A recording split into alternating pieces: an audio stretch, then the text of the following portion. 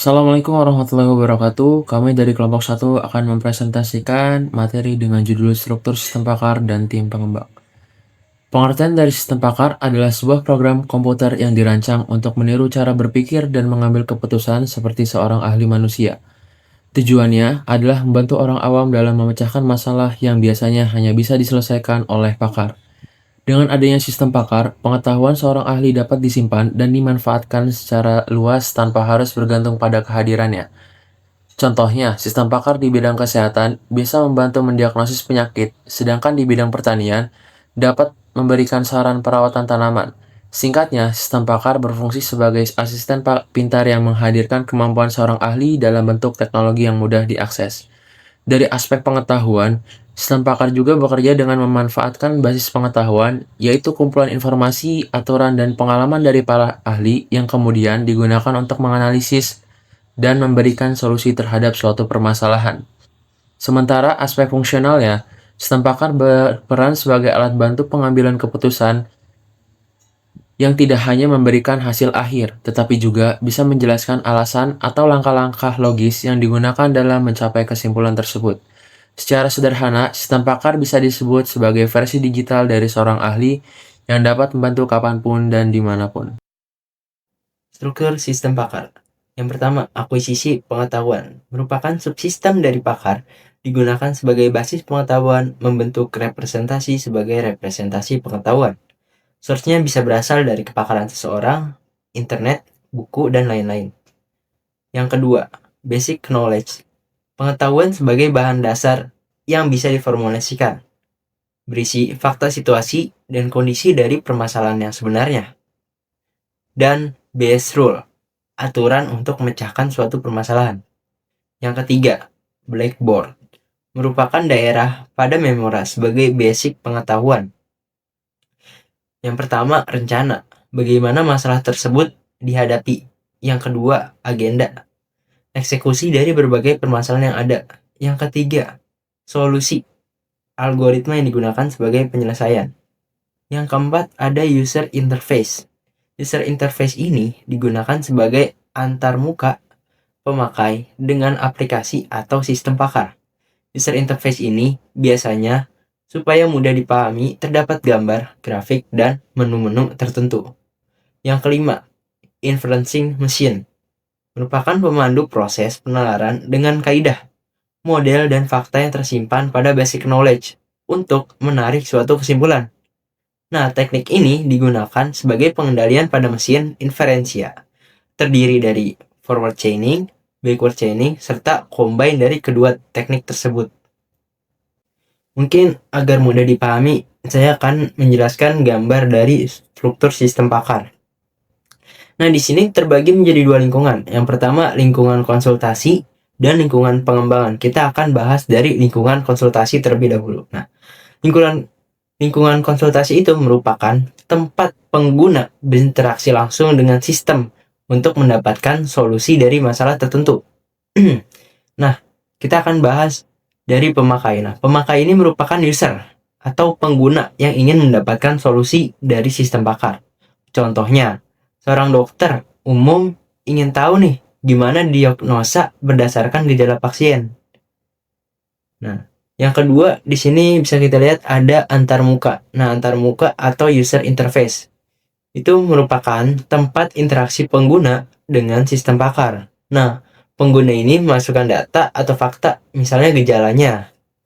Kemudian juga sistem ini menampilkan pertanyaan, penjelasan, dan saran kepada pengguna. Dan bisa dilihat lagi di sebelahnya ada fasilitas penjelasan. Nah, fasilitas penjelasan ini berfungsi untuk menjelaskan alasan atau logika di balik saran yang diberikan sistem pakar. Mengapa sistem menyarankan A bukan B? Contoh untuk meningkatkan kepercayaan pengguna. Kemudian di bawah antarmuka ada aksi yang direkomendasikan.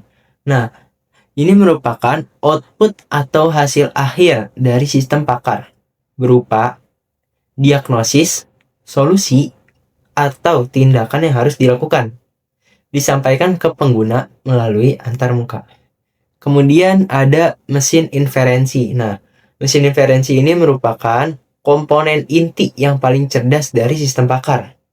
Dia bertugas untuk menganalisis fakta yang diberikan oleh pengguna, membandingkan fakta dengan aturan atau pengetahuan dalam basis pengetahuan. Kemudian dia juga mengambil keputusan logis berdasarkan proses penalaran seperti if-then rules, menghasilkan rekomendasi tindakan. Kemudian di bawahnya ada workplace. Apa sih workplace?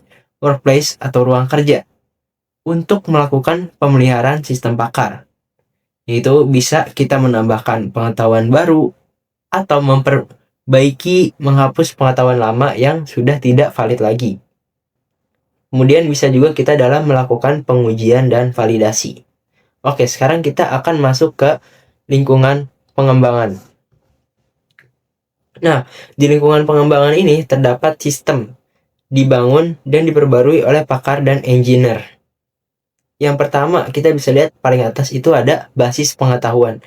Nah, basis pengetahuan ini merupakan komponen utama tempat menyimpan seluruh pengetahuan yang diperoleh dari pakar. Nah, apa aja sih yang diperoleh? Yaitu fakta, aturan, hubungan antar konsep. Nah, ini tuh digunakan oleh mesin inferensi untuk menarik kesimpulan. Kemudian ada knowledge engineer. Nah, knowledge engineer ini merupakan orang yang bertugas mengubah pengetahuan dari pakar menjadi bentuk formal yang bisa dimasukkan ke dalam sistem. Jadi dia itu memahami baik cara berpikir pakar maupun cara kerja sistem komputer. Kemudian dia merancang knowledge base dan aturan logika. Kemudian di sini ada pakar. Nah, pakar atau expert. Dia ini orang yang memiliki pengetahuan dan pengalaman dalam bidang tertentu. Contohnya nih, misalkan dokter spesialis, teknisi senior, atau ekonom. Kemudian di bawah ada perbaikan pengetahuan. Nah, ini untuk memperbaiki pengetahuan-pengetahuan yang sudah tidak valid lagi. Ya, saya Raditya Prima, dan selanjutnya ada teknik inferensia. Jadi, dalam sistem pakar, proses pengambilan keputusan dilakukan oleh mesin inferensi atau inference engine. Mesin ini bertugas untuk melakukan penalaran terhadap pengetahuan yang ada dengan menelusuri fakta dan aturan untuk mencari sebuah kesimpulan yang paling sesuai. Terdapat dua metode utama dalam proses ini. Yang pertama, forward chaining atau penelusuran maju. Penalaran dimulai dari fakta yang diketahui untuk mencari kesimpulan. Jadi di sini tuh yang paling penting faktanya dulu udah ada. Nah, ketika faktanya udah ada, dilakukan penelusuran untuk mencapai sebuah kesimpulan atau hasil akhirnya apa sih? Nah, sebagai contoh di sini ada sebuah fakta, jika pasien demam dan batuk, maka kemungkinannya influenza. Nah, jika pasien influenza, maka disarankan istirahat dan minum obat flu. Dari fakta awal pasien demam dan batuk, sistem menelusuri aturan dan menghasilkan kesimpulan akhir bahwa pasien disarankan untuk istirahat dan minum obat flu.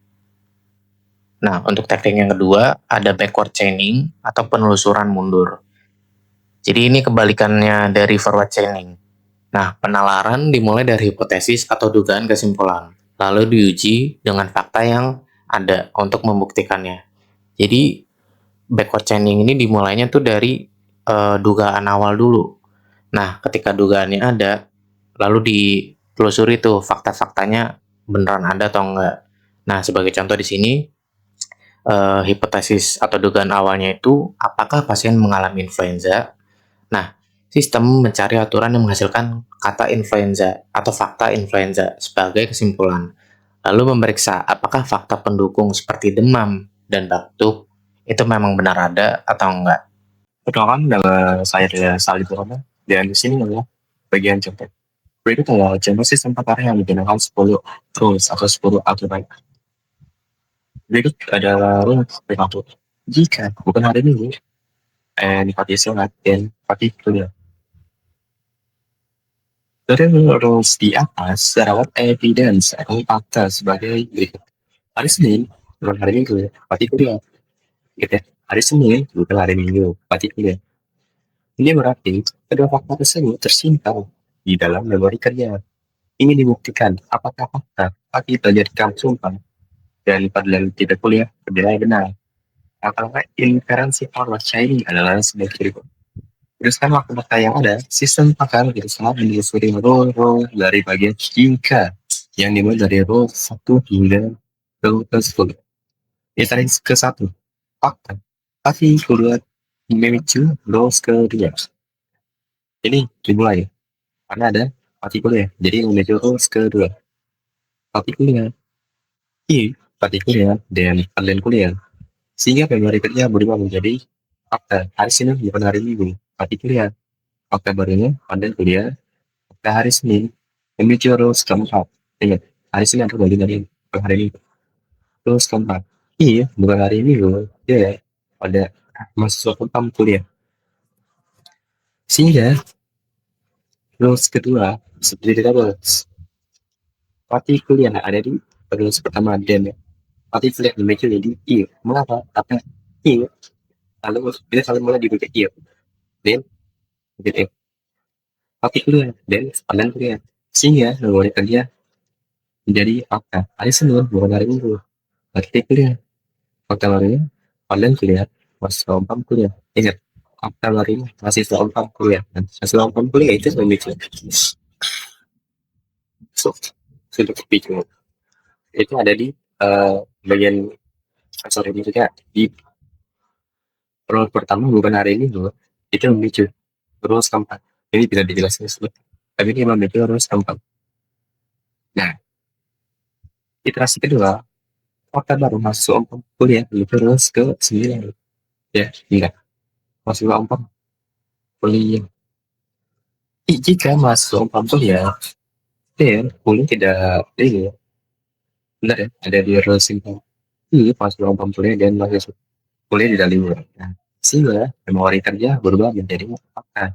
Hari Senin bukan hari Minggu, berarti kuliah. Kabarnya belum kuliah, masih kelompok kuliah. Kuliah tidak libur.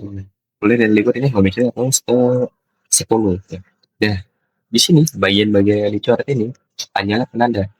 Kalau rules ini sudah digunakan. Lanjut ke iterasi ketiga. Satu, kuliah tidak libur. Itu memicu rules ke-10. Kuliah tidak libur dan tapi terjadi kampus Unpad. Nah, sehingga memori kerja berubah menjadi fakta hari Senin bukan hari Minggu. Tapi kuliah kabarnya online kuliah jadi rules kedua. Kuliah rules kuliah dan kuliah ada di rules pertama di bagian D. Dan ini memicu rules kedua. Itu online kuliah. Ya, online kuliah masih lompong kuliah ada di rules kuliah. Kabarnya kuliah tidak libur. Itu ada di rules ke-10 dan ini fakta baru ini kita mengikuti fakta baru ini. Jadi akan memicu rules-nya kita tergantung dari fakta ini. Nah, pasti pelajari kampus Unpad. Ini adalah goals ada tujuan. Sampai di sini goals sudah selesai. Mengapa? Karena goals sudah ketemu dan oleh karena fakta pasti belajar di kampus Unpad terhadap di dalam memori kerja, maka terbukti fakta tersebut bernilai benar, sedangkan fakta pada tidak kuliah bernilai salah. Kenapa? Karena tidak terpicu. Tidak terpicu. Di Padlan tidak kuliah itu dari rules ke-6. Sedangkan setelah masuk umpama kuliah itu yang terpicu ada di kuliah dan libur. Ya. Kuliah tidak libur. Ada di rules ke-10. Jadi fakta masih belajar di kampus Unpad itu bernilai benar. Sedangkan yang ada tidak kuliah bernilai salah. Ya. Kesimpulannya adalah struktur sistem pakar terdiri dari dua bagian utama, yaitu lingkungan pengembangan untuk membangun dan memperoleh basis pengetahuan, serta lingkungan konsultasi untuk membantu pengguna memperoleh solusi dari sistem. Kedua bagian ini saling mendukung agar sistem pakar dapat bekerja secara efektif.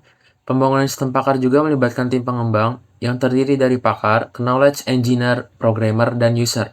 Keberhasilan sistem sangat bergantung pada kerjasama dan struktur yang terorganisir, sehingga sistem dapat memberikan solusi layaknya seorang ahli. Sekian dari kelompok kami, kurang lebihnya mohon maaf. Assalamualaikum warahmatullahi wabarakatuh.